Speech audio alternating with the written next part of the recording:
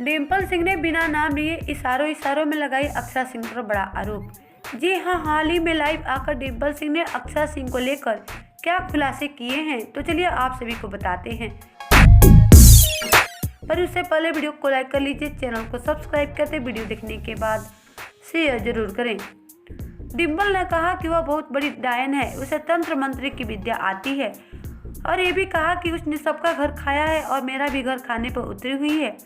ऐसे थाली की बैगन है, जहाँ का पलड़ा भारी होता है वहीं पर चली जाती है। और आगे कहा है कि इस इंडस्ट्री में किसी से नहीं बनती उसकी, और इसका पिछला इतिहास उठाकर देखा जाए तो इसकी स्टोरी सबसे गंदी है।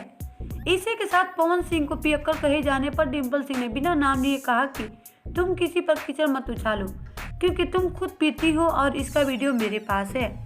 डिम्पल ने यह भी कहा कि किसी और के कंधे पर बंदूक रखकर बंदूक चलाना बंद करो, अपना बंदूक खुद चलाओ मेरी तरह।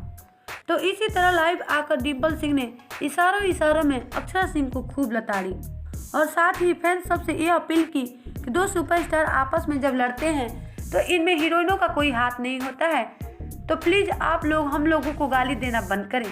तो डिम्पल सिंह की इन बातों पर आप सबकी क्या राय है, बताएं हमें नीचे कमेंट बॉक्स में। वीडियो पसंद आया हो तो इसे लाइक शेयर कर लें और चैनल को सब्सक्राइब करना ना भूलें।